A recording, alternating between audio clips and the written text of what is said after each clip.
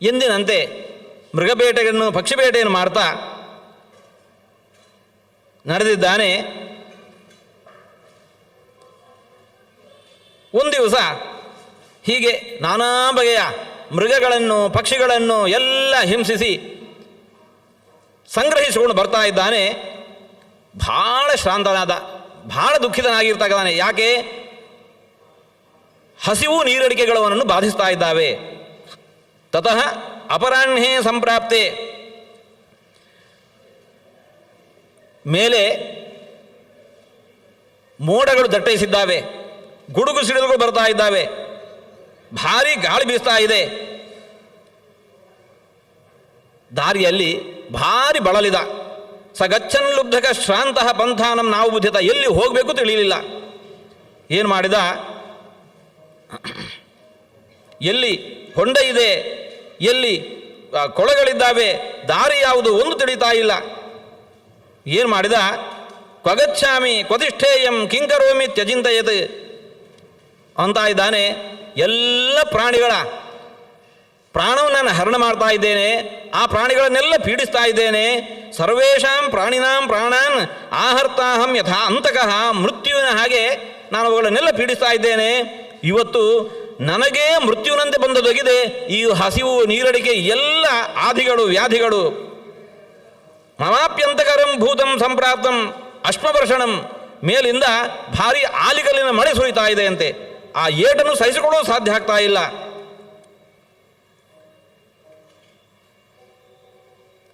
ಆ ಹೊತ್ತಿಗೆ ಭಾರಿ ಒಂದು ಮರವನ್ನು ಏರಿಕೊಂಡು ಕುಳಿತುಕೊಂಡ. ಶ್ರೇಷ್ಠಂ ವಿಟಪಿನಂ ಶುಭ್ರಂ ಶಾಖಾ ಪಲ್ಲವ ಮಂಡಿತಂ ತಮಾಶ್ರಿತ್ಯ ಉಪವಿಷ್ಟ ಅಭೂತು ಕ್ಲಿನ್ನವಾಸಾಹ ಸಲುಬ್ಧಕಃ. ಮಳೆಯಲ್ಲಿ ತೊಯ್ದು ಹೋಗಿದ್ದಾನೆ. ಆಲಿಕಲ್ಲಿನ ಮಳೆಯ ಏಟನ್ನು ಸಹಿಸಿಕೊಳ್ಳೋದು ಸಾಧ್ಯ ಆಗ್ತಾ ಇಲ್ಲ. ಮನೆಯಲ್ಲಿ ಹೆಂಡತಿ ಮಕ್ಕಳೆಲ್ಲ ಅವರೆಲ್ಲ ಎಷ್ಟು ಕಷ್ಟದಲ್ಲಿದ್ದಾರೋ ಅಂತ ಹೇಳಿಕೊಂಡು ಅದರ ಮೇಲೆ ಪುನಃ ಚಿಂತೆ.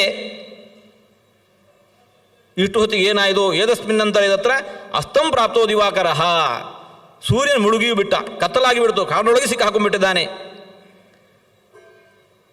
ಆ ಹೊತ್ತಿಗೆ ಅದೇ ಮರದಲ್ಲಿ ಈ ಪಾರಿವಾಳದ ಒಂದು ದಂಪತಿಗಳು, ಪಾರಿವಾಳ ಜೋಡಿ ವಾಸ ಮಾಡಿಕೊಂಡಿದ್ದಾವೆ.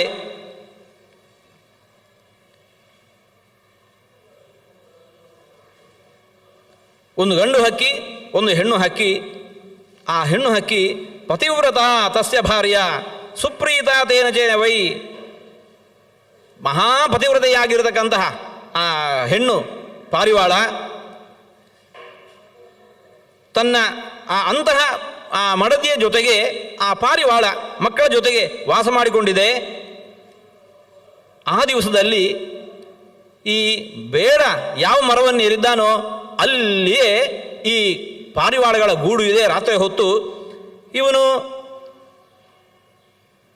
ಆ ಹೆಣ್ಣು ಪಾರಿವಾಳವನ್ನು ಕೂಡ ಹಿಡಿದು ಹಾಕಿಬಿಟ್ಟ, ಮಕ್ಕಳನ್ನೆಲ್ಲ ಹಿಡಿದು ಹಾಕಿಬಿಟ್ಟ.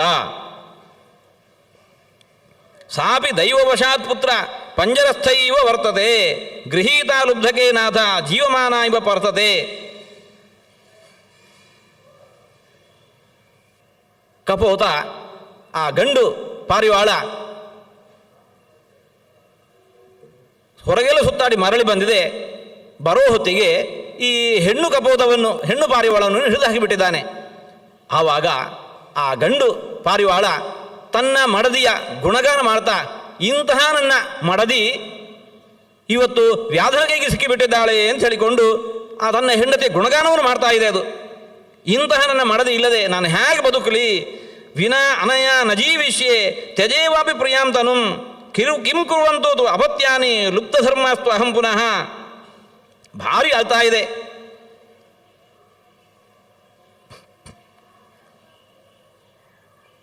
ಅಷ್ಟು ಹೊತ್ತಿಗೆ ತನ್ನ ಪತಿಯ ಈ ಮಾತುಗಳನ್ನೆಲ್ಲ ಆ ಹೆಣ್ಣು ಪಾರಿವಾಳ ಕೇಳ್ಕೋತಾ ಇದೆ. ನನ್ನ ಗಂಡ ಎಷ್ಟು ನನ್ನ ಮೇಲೆ ಪ್ರೀತಿಯನ್ನಿಟ್ಟಿದ್ದಾನೆ, ಗಂಡನೊಬ್ಬ ಹೀಗೆ ಹೆಂಡತಿಯ ಮೇಲೆ ಇಷ್ಟು ಸಂತುಷ್ಟನಾಗಿದ್ದಾನೆ ಅಂತಂದರೆ ಎಲ್ಲ ದೇವತೆಗಳು ನನಗೆ ಪ್ರೀತರಾದ ಹಾಗೆ. ತುಷ್ಟೇ ಭರ್ತರಿ ನಾರೀಣ ತುಷ್ಟಾಸ್ಯು ಸರ್ವದೇವತಾ, ಎಲ್ಲ ದೇವತೆಗಳು ನನ್ನ ಮೇಲೆ ಇವತ್ತು ಪ್ರಸನ್ನರಾಗಿದ್ದಾರೆ ನಾನು ಭಾವಿಸ್ಕೋತಾ ಇದ್ದೇನೆ. ಗಂಡ ಮುನಿಸಿಬಿಟ್ಟ ಅಂತಂದರೆ ವಿಪರ್ಯೇತು ನಾರೀಣಂ ಅವಶ್ಯಂ ನಾಶಮಾಪ್ನುಯಾತ್. ಗಂಡನೇ ಮುನಿಸಿಕೊಂಡ ಅಂತಂದರೆ ಹೆಣ್ಗಸರಿಗೆ ಮತ್ತಿನ್ನೇನು ದಾರಿನೇ ಇಲ್ಲ ಅಂತ ಆಗಿಬಿಡತ್ತೆ. ನನ್ನ ಪಾಲಿಗೆ ಹಾಗಾಗಿಲ್ಲ, ನನ್ನ ಮೇಲೆ ಇಷ್ಟು ಸಂತೋಷ ಪ್ರೀತಿಯನ್ನು ಇಟ್ಕೊಂಡಿದ್ದಾನೆ, ದೇವತೆಗಳು ನನ್ನ ಬಗ್ಗೆ ಸಂತೃಪ್ತರಾಗಿದ್ದಾರೆ. ಹೀಗೆ ಭಾವಿಸಿಕೊಂಡು ಆ ಹೆಣ್ಣು ಕಪೋತ ಪಾರಿವಾಳ ಗಂಡನಿಗೆ ಹೇಳ್ತಾ ಇದೆ, ಮಾ ಚಿಂತಾಂಕುರು ಕಲ್ಯಾಣ ಧರ್ಮೇ ಬುದ್ಧಿಂ ಸ್ಥಿರಾಂಕುರು. ನೀನು ನನ್ನ ಕುರಿತಾಗಿ ಹೀಗೆ ದುಃಖಿಸಬೇಡ, ಧರ್ಮದ ಕಡೆಗೆ ಗಮನ ಕೊಡು. ಏನು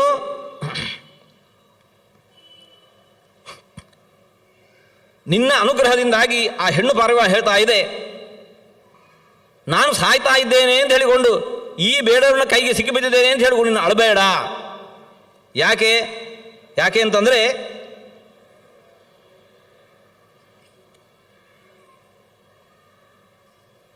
ತ್ವತ್ಪ್ರಸಾದಾಚ್ಚ ಭುಕ್ತಾಹಿ ಭೋಗಾಶ್ಚ ವಿವಿಧಾಮಯ.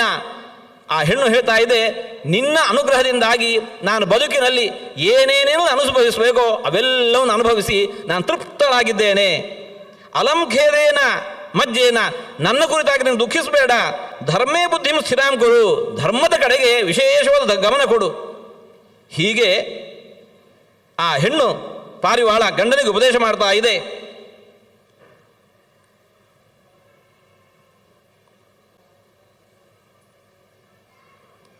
ಹೇಗಾದರೂ ಮಾಡಿ ನನ್ನ ಹೆಂಡತಿಯನ್ನು ಈ ಗೂಡಿನಿಂದ ಅವನ ಹಿಡಿತದಿಂದ ತಪ್ಪಿಸಬೇಕು ಅಂತ ಆಲೋಚನೆ ಮಾಡ್ತಾ ಇದ್ದರೆ ಆ ಹೆಣ್ಣು ಪಾರಿವಾಳ ಮತ್ತೆ ಪುನಃ ಗಂಡನಿಗೆ ಹೇಳ್ತಾ ಇದೆ, ಮಾಮುಂಚಸ್ವ ಮಹಾಭಾಗ ಜ್ಞಾತ್ವ ಸಂಬಂಧಂ ಅಸ್ಥಿರಂ.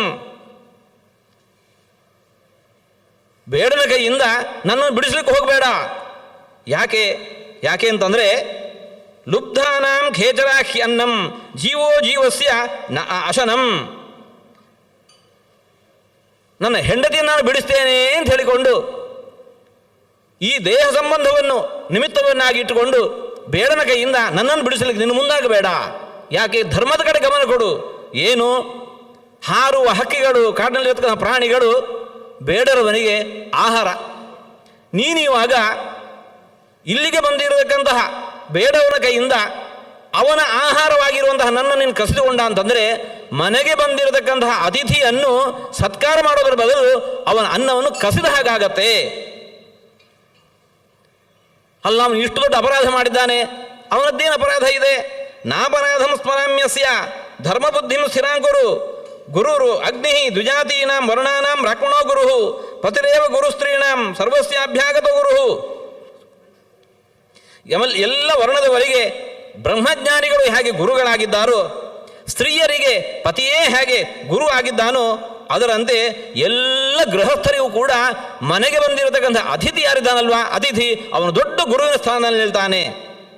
ಹಾಗಾಗಿ ಇವತ್ತು ನಮ್ಮ ಮನೆಗೆ ಈ ಬೇಡರವ ಅತಿಥಿಯಾಗಿ ಬಂದಿದ್ದಾನೆ, ಹಸಿದಿದ್ದಾನೆ. ಅವನಿಗೆ ನಾವು ಅನ್ನ ಕೊಡಬೇಕಾಗಿರೋದು ನಮ್ಮ ಧರ್ಮ, ಅವನನ್ನು ಸತ್ಕರಿಸಬೇಕಾದದ್ದು ನಮ್ಮ ಧರ್ಮ. ಅದರ ಬದಲಾಗಿ ಅವನು ಯಾವುದನ್ನು ತಾನೇ ಆಹಾರವನ್ನಾಗಿ ಸ್ವೀಕರಿಸಿಟ್ಟುಕೊಂಡಿದ್ದಾನೋ ಆ ಆಹಾರವನ್ನು ಮತ್ತೆ ಕಸಿದು ದೂರ ಮಾಡ್ತೇನೆ ಅಂತ ನೀವು ಹಾಗೆ ಮಾತ್ರ ಮಾಡಬೇಡ, ಅದು ಮಹಾ ಅಧರ್ಮ ಆಗತ್ತೆ. ಅದರ ಬದಲಾಗಿ ಅವನಿಗೆ ನನ್ನನ್ನು ಆಹಾರವಾಗುವಂತೆ ಅವನಿಗೆ ಅನುಕೂಲ ಮಾಡಿಕೊಡು. ಮನೆಗೆ ಬಂದ ಅತಿಥಿಗಳನ್ನು ಹೇಗೆ ನಾವು ಸತ್ಕರಿಸಬೇಕು ಅಂತ ಹೇಳಿಕೊಂಡು ಆ ಹೆಣ್ಣು ಪಾರಿವಾಳ ಹೇಳ್ತಾ ಇದೆ. ಅಭ್ಯಾಗತಂ ಅನುಪ್ರಾಪ್ತಂ ವಚನೈ ತೋಷಯಂತಿಯೇ, ಒಳ್ಳೆ ಮಾತುಗಳನ್ನಾಡಿ ಅತಿಥಿಗಳನ್ನು ಸತ್ಕರಿಸಬೇಕು. ತೇಷಾಂ ವಾಗೀಶ್ವರಿ ದೇವಿ ತೃಪ್ತಾಭವತ ನಿಷಿತಂ. ಯಾರು ಮನೆಗೆ ಬಂದ ಅತಿಥಿಗಳ ಜೊತೆಗೆ ಒಳ್ಳೆಯ ಮಾತುಗಳು ನಾಲ್ಕು ಆಡ್ತಾರೆ, ಸರಸ್ವತೀ ದೇವಿ ಆ ವ್ಯಕ್ತಿ ಬಗ್ಗೆ ಸಂತುಷ್ಟಳಾಗ್ತಾಳೆ. ಅಂತಹವನಿಗೆ ಅನ್ನವನ್ನು ದಾನ ಮಾಡಿದುದಾದರೆ, ಅತಿಥಿಗೆ ಅನ್ನದಾನ ಮಾಡಿದುದಾದರೆ ತಸ್ಯ ಅನ್ನಸ್ಯ ಪ್ರಧಾನೇನ ಶಕ್ರಸ್ತೃಪ್ತಿ ಮಮಾಪುನಿಯಾತ್. ಮೂರು ಲೋಕದ ಅಧಿಪತಿಯಾಗಿರ್ತಕ್ಕಂಥ ಇಂದ್ರದೇವ ಸಂತೃಪ್ತನಾಗ್ತಾನೆ. ಅಷ್ಟೇ ಅಲ್ಲ, ಆ ಬಂದ ವ್ಯಕ್ತಿಗೆ ಪಿತರಹ ಪಾದಶೌಚೇನ, ಮನೆಗೆ ಬಂದ ಅತಿಥಿಗೆ ಕೈಕಾಲು ತೊಳ್ಕೊಳ್ಳಿಕ್ಕೆ ನೀರು ಕೊಡಬೇಕು. ಅದನ್ನು ಕೊಟ್ಟೆವು ಅಂತಂದರೆ ಪಿತರಹ ಪಿತೃದೇವತೆಗಳೆಲ್ಲ ಸಂತೃಪ್ತರಾಗ್ತಾರೆ. ಅನ್ನಾದ್ಯೇನ ಪ್ರಜಾಪತಿ, ಅನ್ನದಾನ ಮಾಡಿದೆವು ಅಂತಂದರೆ ಪ್ರಜಾಪತಿ ಸಂತೃಪ್ತನಾಗ್ತಾನೆ. ತಸ್ಯ ಉಪಚಾರದ್ವೈ ಲಕ್ಷ್ಮೀ ವಿಷ್ಣುನಾ ಪ್ರೀತಿ ಮಾಪ್ನುಯಾತ್. ಮನೆಗೆ ಬಂದ ಅತಿಥಿಗೆ ಉಪಚಾರವನ್ನು ನಾವು ಮಾಡಿದೆವು ಅಂತಂದರೆ ಮಹಾಲಕ್ಷ್ಮೀ ದೇವಿ ಮಹಾವಿಷ್ಣುವಿನ ಜೊತೆಗೆ ಅವಳು ಸಂತೃಪ್ತಳಾಗ್ತಾಳೆ. ಮಲಗಲಿಕ್ಕೆ ಬೇಕಾಗಿರೋ ವ್ಯವಸ್ಥೆ ಮಾಡಿಕೊಟ್ಟೆವು, ಶಯನೇ ಸರ್ವದೇವಾಸ್ತು, ಎಲ್ಲ ದೇವತೆಗಳು ಸಂತೃಪ್ತರಾಗ್ತಾರೆ. ಹಾಗಾಗಿ ತಸ್ಮಾತ್ ಪೂಜ್ಯತಮೋ ಅತಿಥಿ, ಅತಿಥಿ ಮನೆಗೆ ಬಂದ ಅತಿಥಿಯನ್ನು ಸತ್ಕರಿಸಬೇಕು ಹೊರತಾಗಿ ನೀನೇನು ಮಾಡ್ಲಿಕ್ಕೆ ಹೊರಟಿದ್ದಿ? ಅವನಿಗೆ ಅವನಾಗಿ ಸಂಗ್ರಹಿಸಿಟ್ಟುಕೊಂಡಂತಹ ಅನ್ನವನ್ನು ನನ್ನನ್ನು ಅವನಿಂದ ಕಸಿದು ದೂರ ಮಾಡಬೇಕು ಅಂತ ಬಯಸ್ತಾ ಇದ್ದಿ. ಇದು ಧರ್ಮ ಏನು? ಹೀಗೆ ಮಾಡಬೇಡ. ಒಂದು ಪಾರಿವಾಳ ತನ್ನ ಪತಿಯಲ್ಲಿ ಅತಿಥಿ ಸತ್ಕಾರ ಹೇಗೆ ಮಾಡಬೇಕು ಅನ್ನೋದನ್ನು ತೋರಿಸ್ತಾ ಇದೆ. ತಾನೇ ಇನ್ನು ಸ್ವಲ್ಪ ಹೊತ್ತಿನಲ್ಲಿ ಸಾಯ್ತೇನೆ ಅಂತ ಹೊತ್ತಿಗೆ ಕೂಡ ಪತಿ ಜೊತೆಗೆ ಅಂತ ಇದೆ. ಇವತ್ತಲ್ಲ ನಾಳೆ ಸಾವು ಅನ್ನುವಂಥದ್ದು ಎಲ್ಲರಿಗೂ ಬರುವಂತಹದ್ದೇ. ಅಂತಹ ಸಾವು ಮನೆಗೆ ಬಂದಿರತಕ್ಕಂಥ ಅತಿಥಿಯ ಸತ್ಕಾರ ರೂಪದಲ್ಲಿ ಅದು ಪರಿಣಮಿಸಿಬಿಡ್ತು ಅಂತ ಹೇಳಿದರೆ ಎಂಥ ಪುಣ್ಯ ಇದೆ. ಬದುಕಿನಲ್ಲಿ ಏನು ಅನುಭವಿಸಬೇಕೋ ಎಲ್ಲ ಅನುಭವಿಸಿ ಆಗಿದೆ, ಇನ್ನೇನಂತೆ? ಇಂತಹ ಮಾತುಗಳನ್ನು ಅಂತ ಇದ್ದರೆ ಇದು ಮಾನವರಾಗಿರತಕ್ಕಂಥ ನಮಗೆ ಎಷ್ಟು ಸಂದೇಶವನ್ನು ನೀಡ್ತಾ ಇದೆ ಎಂಬುದಾಗಿ ನಾವು ಭಾವಿಸಬೇಕು. ಅಭ್ಯಾಗತ ಮನುಶ್ರಾಂತಂ ಸೂರ್ಯೋಢಂ ಗೃಹಮಾಗತಂ ತಂ ವಿದ್ಯಾ ದೇವರೂಪೇಣ ಸರ್ವಕೃತ ಫಲೋಹ್ಯಸು. ಮನೆಗೆ ಒಂದು ಅತಿಥಿಯನ್ನು ದೇವರ ಹಾಗೆ ಅತಿಥಿ ದೇವೋಭವ ಅಂತ ಪೂಜಿಸಬೇಕು. ಏನು ಯಜ್ಞಗಳನ್ನು ಮಾಡ್ತೇವೆ, ಎಲ್ಲ ಯಜ್ಞಗಳನ್ನು ಮಾಡಿದರ ಫಲ ಈ ಅತಿಥಿ ಸತ್ಕಾರದಿಂದ ಪ್ರಾಪ್ತವಾಗತ್ತೆ.